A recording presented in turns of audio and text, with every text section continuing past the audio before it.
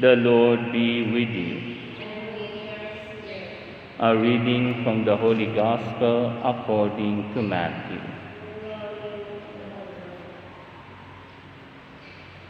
Jesus went around to all the towns and villages, teaching in their synagogues, proclaiming the gospel of the kingdom, and curing every disease and illness.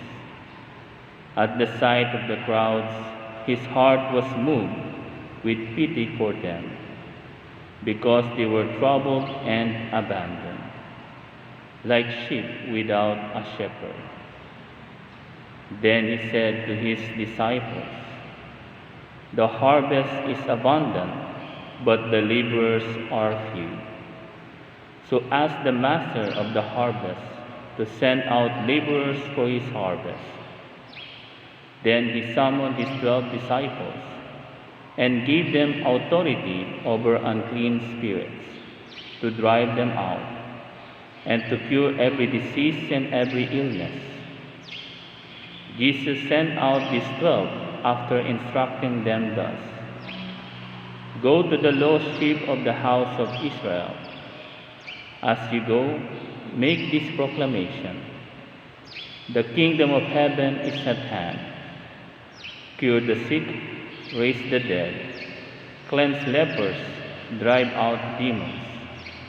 Without cause you have received, without cause you are to give." The Gospel of the Lord.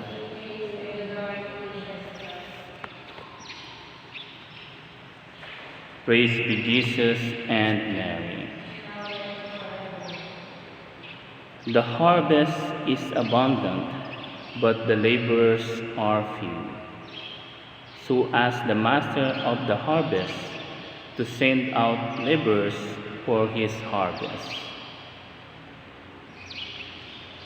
Brothers and sisters, in our gospel today, in this first Saturday, in honor of the Immaculate Heart of Mary,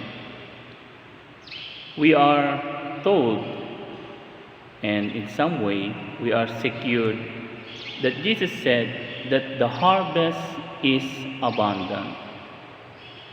Ibig sabihin po, daghan, sabi nga sa Bisaya, daghan ang mga mananampalataya o sasampalataya, pero bagamat subalit datapwat, sabi nga, kakaunti lang ang mga trabahador, laborers.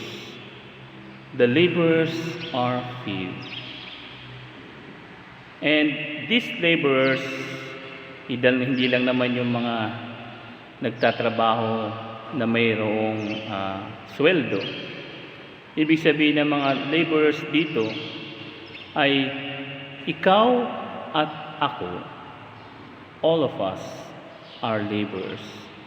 And we cannot say that only us priests or religious are called to be laborers in the vineyard of the Lord. No? Hindi lang po kami ang binigyan ng misyon para maging manggagawa sa ubasan ng Panginoon. All of us, no? And the fewness, kung pwede sabihin, or the largeness ng karamihan sa mga mananampalataya depends on you and me. No? Bakit kakaunti ang mananampalataya o bakit marami ang sumasampalataya? Depende sa inyo at sa kuya. No? Because are we zealous in proclaiming, in sharing our Catholic faith? Sabi ko nga dun sa aming mga YFI, no, during retreat, no, one of our isa sa mga binigay kong reflection is itong evangelization through social media. No? Evangelization through social media. how do we use our social media? No? Alam nyo, open and close parenthesis. No? Sabi ko nga, gusto ko mag New Year's resolution. No?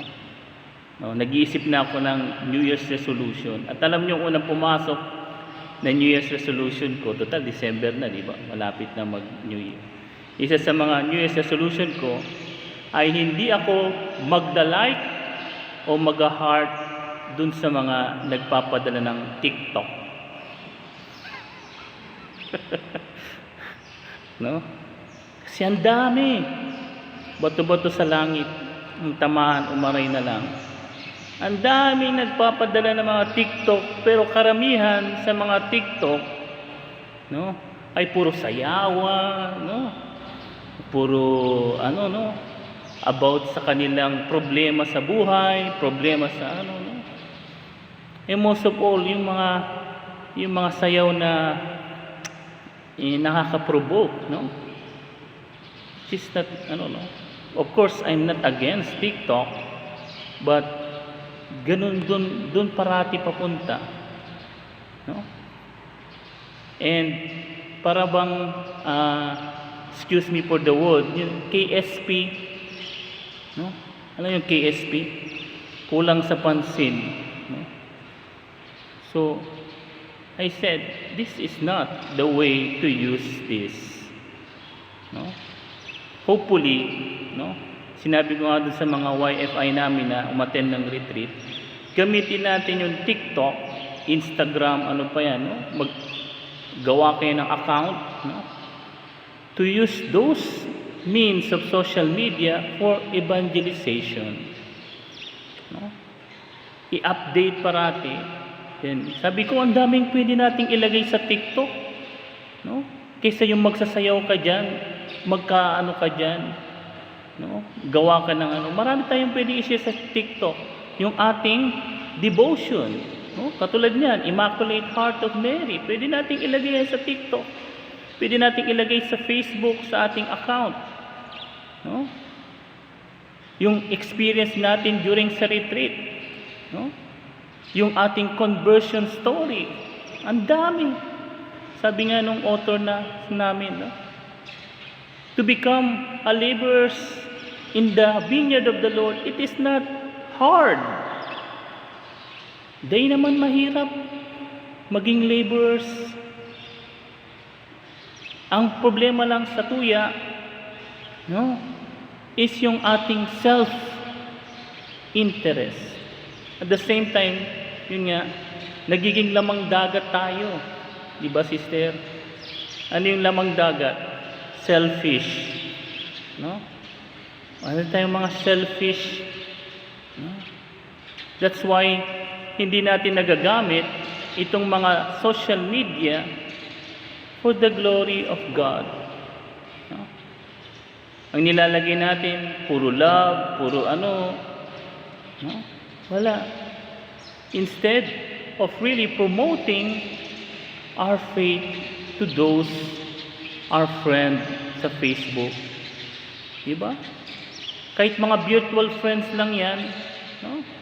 Let us post about our faith, no?